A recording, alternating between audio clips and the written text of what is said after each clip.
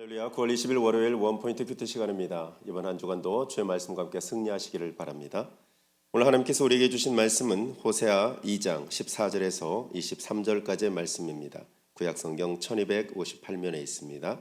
한 목소리로 합독하겠습니다.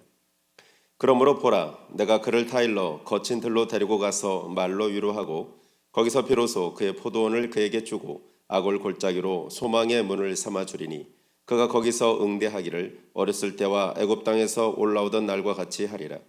여호와께서 이르시되 그날에 내가 나를 내 남편이라 일컫고 다시는 내 바알이라 일컫지 아니하리라. 내가 바알들의 이름을 그의 입에서 제거하여 다시는 그의 이름을 기억하여 부르는 일이 없게 하리라. 그날에는 내가 그들을 위하여 들짐승과 공중의 새와 땅의 곤충과 더불어 언약을 맺으며 또 이 땅에서 활과 칼을 꺾어 전쟁을 없이 하고 그들로 평안히 눕게 하리라.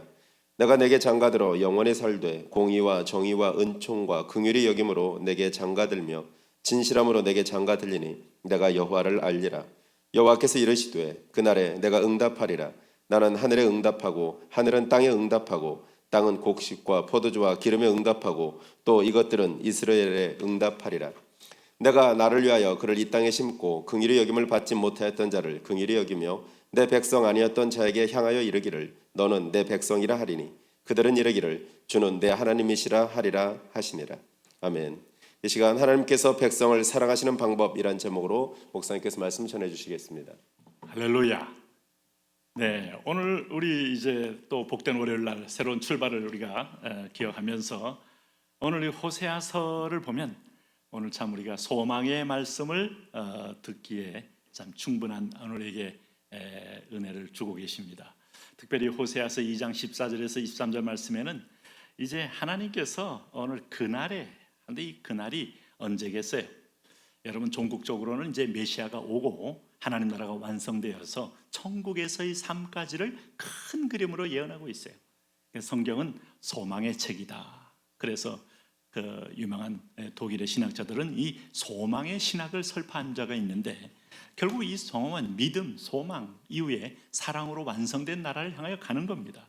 그렇게 연단 많이 받고 대표적인 게 바벨론 포로였지 않습니까? 70년 동안 완전히 왕의 자녀의 입장에서 하나님 여호와의 아내의 입장에서 다 잃어버리고 종으로 질질 끌려다니면서 비참하게 살던 우리가 마지막 순간에 진정한 아내로, 진정한 아들로, 진정한 백성으로 온전히 회복되어 누리는 그날 있다 이 말이죠.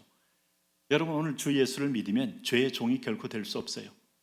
전에는 우리가 죄 가운데 거했고 죄의 종이더니 이제는 주 안에서 그의 사랑받는 아들로 변화된 겁니다. 그래서 주 예수를 믿으라. 그리하면 너희와 내 집이 구원을 얻으리라. 이것은 진정한 인류의 해방의 복음이에요. 받아들이는 자에게 축복이 있어요. 오늘 주님께서 우리를 어떻게 이끌으시냐? 14절 말씀에 이렇게 얘기합니다. 그러므로 자, 이렇게 이제 음행을 행했고 오늘 내가 준 모든 은과 금과 폐물과 선물을 안고 바알에게 달려갔던 그를, 그러므로 보라, 내가 그를 타일러 거친 들로 데리고 가서 말로 위로하고, 하나님이 우리를 위로하며 치유하는 날이 올 것이다.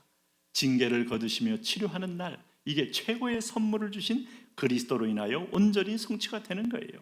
근데 여기 거친 들이 어딜까? 일반 들판이기도 하지만 오늘 15절 말씀 보니까 그가 비로소 그의 포도원을 그에게 주고 아골골짜기, 와, 이 아골골짜기는 이게 정말 어디겠습니까? 네, 아이성 함락할 때 아간이 하나님께 바치는 걸 훔친 결과로 돌무더기 됐던 그 죽음의 땅이요, 그야말로 흰놈의 골짜기 같은 곳 아닙니까? 그래 가족들이 다 돌로 맞아 죽었잖아요. 여호수아 7장에 아골 골짜기 같은 곳에 절망과 저주와 그 게헨나 같은 골짜기를 하나님은 소망의 문을 삼아주겠다.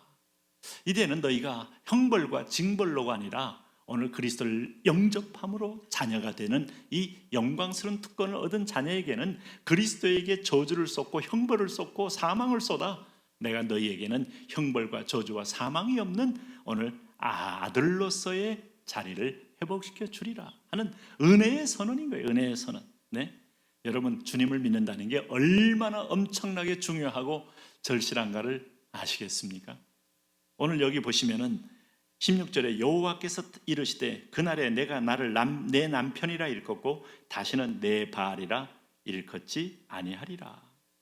우리가 비로소 하나님 나의 남편이십니다. 우리가 예수 믿는 순간에 자 고린도전서 11장은 우리에게 놀라운 결혼의 비밀을 얘기해요. 이 비밀이 크도다 할 때 사람들은 오해합니다. 무슨 부부간에 무슨 부부 관계를 비밀이 크다고 말할까? 아니면 부부 싸움을 비밀이 크다고 말할까? 성경은요 거룩한 질서를 뒤에 품고 있기 때문에 비밀이 크다고 하는 거예요.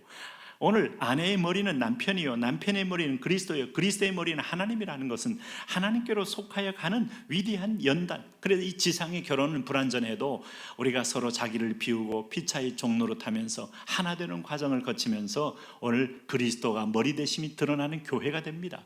가정은 축약된 교회요, 또 어떤 면에서 보면 확장된 교회가 우리 공동체의 교회예요. 그 교회인 그리스도가 남편 되어서 하나님께 신부가 되어 그리스도의 나라에 하나님의 나라에 들어가는 거예요. 그래서 하나님 진정한 내 남편이십니다 하는 것은 천국을 의미합니다. 이제 우리가 이 지상에서 영원한 천국에 들어갔을 때 내 바알이라 일컫는 법이 없어요. 우리 입술에는 평생 또 영원히 하나님의 은혜를, 우리가 토요일날 묵상했던 말씀을 상시 생각해 보면 그가 행하신 일, 그가 행하신 정의, 그가 행하신 인내, 그가 행하신 자비, 이걸 기억하면서 오늘 내 바알이란 말은 존재조차가, 기억조차가 없이 오늘 17절에 내가 바알의 이름을 그 입에서 제거하여 다시는 그의 이름을 기억하여 부른 일이 없게 하리라 할 때, 요한계시록 21장에 보니까 오늘 우리가 새 의의 세마포옷을 입고 하나님을 향하여 영원한 찬미를 부르는 그 자리, 이게 얼마나 복된 자리인 줄 아십니까? 네? 아마 북한 주민들은 김일성이가 신처럼 군림하면서 김일성 찬가, 그의 아들 찬가, 그의 손자 찬가 하면서 부르다가 순식간에 그렇게 불렀던 사람. 자, 어떤 그 북한 연구가가 말씀하는데 김정은이가 자기하고 맞담배를 했던 이병철이라든가 또 김원웅이라든가 아니면 황병서라든가 절대 복종하며 자기의 철저한 신뢰의 도구로 삼았던 사람들은, 맞담배했던 사람들은 다 처참하게 처형당하거나 제거됐다 하는데, 이 세상의 악한 권력은 정말 토사구팽이죠. 감탄고토, 달면 삼키고 쓰면 뱉어버리는 존재에 지나지 않죠. 그러나 우리 하나님은 애초부터 긍휼로, 오늘도 우리를 하나님을 택하기 전부터 그분이 먼저 우리를 창세전에 예정하여 택한 사랑으로 야곱 같은 나를 처음부터 알고 택했기 때문에 이제 하나님은 그리스도를 대신 죽이심으로 우리에게 완전한 자유와 해방의 날을 우리에게 주신다 하는 거예요.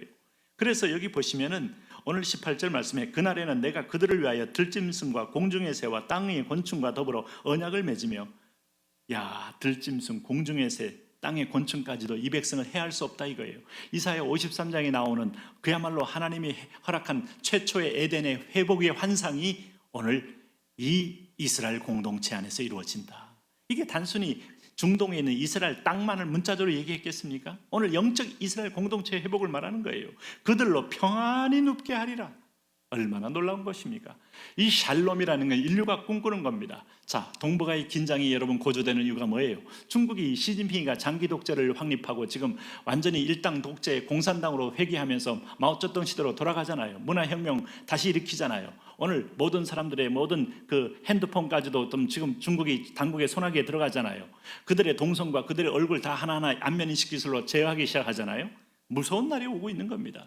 그래서 그 야욕을 가지고 세계를 제패하려는 야욕을 가지고 1대1로 뚫은 거 아니겠습니까? 자, 이럴 때 우리는 동시에 또 전쟁의 기운이 고조되는 거예요. 네? 우리가 북러 러일 관계, 한일 관계, 중일 관계, 한중 관계 다 보면 남태평양에 또 동남아시아 남중국해 다 지금 반주고 운동이 이루어지는 것은 내 지역과 영토를 탐하니까 영토 분쟁, 이제는 다시 전쟁이 일어나면 인류는 멸망이에요.